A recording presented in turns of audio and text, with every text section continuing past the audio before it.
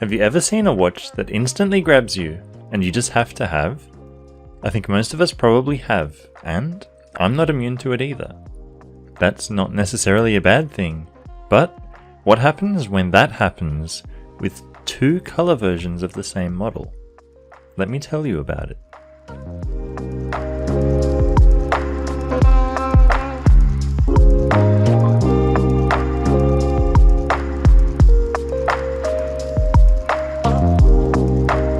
Welcome to Addicted to Watches.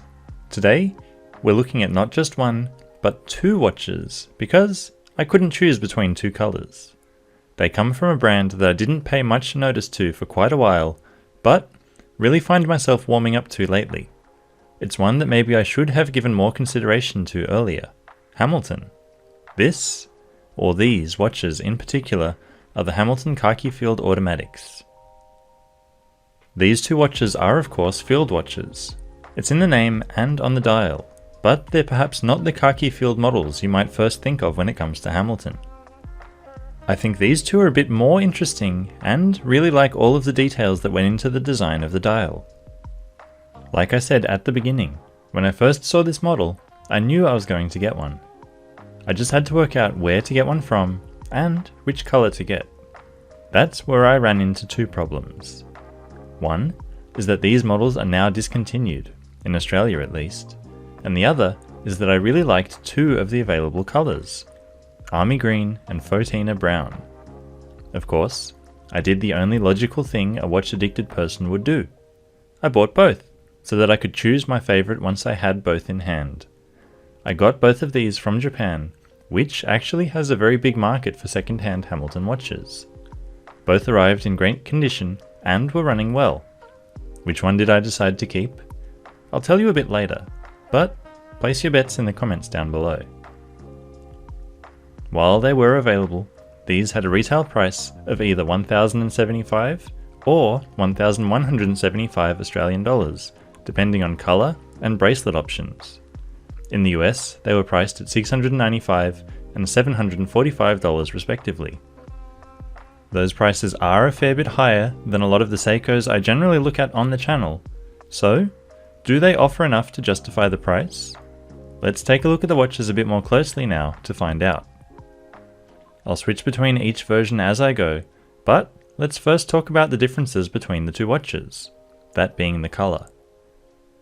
To me, these watches both have a strong feel, one new and one old. The green feels fresh with its crisp white printing and lume, even though the colour can be hard to capture sometimes. In some lights it will look grey, and in others a very pale or desaturated blue. But it's definitely green. The white printing and lume contrasts nicely against the green backdrop, and it also helps the date at 3 to feel a bit more at home. Going back in time, metaphorically, we've got the brown dial. Both dials feature a matte finish, and especially on this brown version, it works really well. It's not a rich chocolatey brown, but rather a duller brown that also gives it that more vintage feel. When that is combined with creamy Photina lume and matching printing on the dial, the result is something very striking that gives me a strong vintage vibe. Where this illusion is broken is at 3, where there's the sharp white date wheel, which reminds you that this is actually a new watch. If that had been colour matched to the dial with the same beige printing, it would have looked awesome. Obviously, I think both look really good because I bought both. They're just going for a different look, and I think both pull off their respective looks well. With that out of the way though, let's get stuck into the design, and starting of course with my favourite part, the dial. These watches have classic field watch dials with the double markings for hours. We have 1 to 12 as the main indices, then 13 to 24 for military time, printed smaller inside that inner ring. Everything on the dial is printed in fact. There's nothing applied at all, be it brand logos, hour markers or date windows. Of these hours, 12 and 6 are printed slightly bigger than the others, which helps to give the dial a bit of orientation, as opposed to them being the same size as all the other numbers. Separating the 12 from the 24 markers is a minute track that creates another frame within the overall dial and separates everything into two distinct sections, the inner dial and the outer dial. Around the outermost edge of the dial, there is another minute track. That is the one you'll actually be using to read the time down to the minute on this watch. It's got partial minutes marked as well, which is a feature I've mentioned quite a lot in recent videos that I really appreciate as a design element on the dial. Sitting just inside of that minute track, at each hour, are those 5-minute increments printed 5 through 60, with the exception of 15. Instead, the hour marker 3 has been pushed outward slightly to make way for that date window. It's not the best integration of a date window I've seen, but I think Hamilton get away with it here. It's a fairly simple window with a slim line printed as a frame. If these dials were described to me without seeing the end result, I'd probably think that they have way too much going on and feel way too cluttered. I don't know about you, but I don't think that's the case at all. Sure, they are definitely busy and there is a lot of visual detail to take in, but I think it's all very well balanced.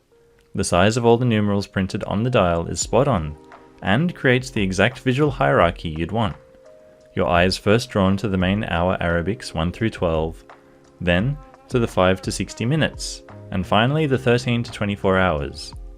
Even though the size of the 13 to 24 hours is the same as the 5 through 60, the extra detail in that outer minute track draws your eye to it first. It's a very considered piece of design in my opinion. I was wrong earlier actually. It's not just the dials that are different between these two watches. The hands also differ slightly. On the green dial, the hand surrounds are polished, whereas on the brown version they've been frosted. This choice for the brown dial really suits it where polished hands wouldn't. It also makes the watch that bit more legible as a result. The hands themselves are pretty straightforward. Sword hands with syringe tips. Both hour and minute hands are loomed. The seconds hand is also pretty simple. Just an arrow tip and small circular counterbalance. Though it may look it on the green version, the second hand is not actually loomed. Since we're talking about it already, let's get it out of the way now. The loom on both of these watches is pretty disappointing. You should already be expecting that on the brown dial because of the loom colour, but the fact that the markers are printed rather than applied seals the deal. The hands are slightly better, but still leave me wanting more unfortunately. It can look okay initially when the lights go out, but it doesn't last very long before fading away. Also slightly disappointing is that only the larger 1 through 12 numerals have been loomed. Hamilton had an opportunity here to loom a lot more, which I think would have looked really good. Moving out a little, we get a look at the crystal covering the dial. It's a sapphire, which you'd be expecting on a watch of this price, and is very pleasantly domed. It's quite a subtle doming, and looking from an angle, we don't really get any distortion, so we know it's double domed. That means the outer surface and the inner surface of the glass is curved, which creates clear viewing even from extreme angles. The only gripe I have with this crystal is that there doesn't seem to be any anti-reflective coating applied at all. This means that you're pretty much guaranteed to be getting some kind of reflection on the crystal, no matter what conditions you're in. Occasionally, this does make reading the time a bit difficult, which goes a little against the ethos of a field watch like this. Zooming out further still, we get a better look at the case.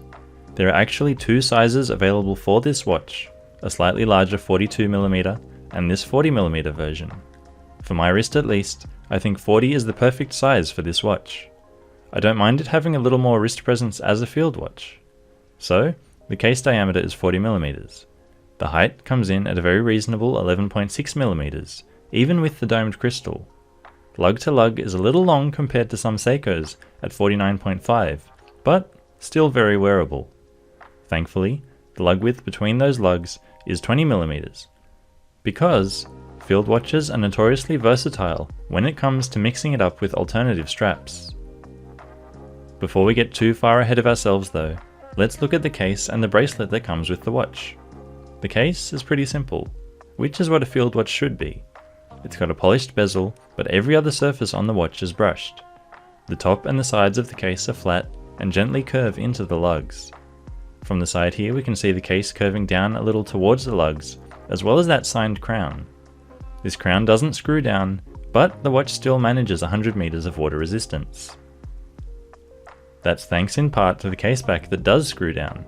It's also a display caseback, which gives a peek at the Swiss movement beating away inside the watch. In this watch, it's a Hamilton H10 movement, but in others it's also known as a Powermatic 80.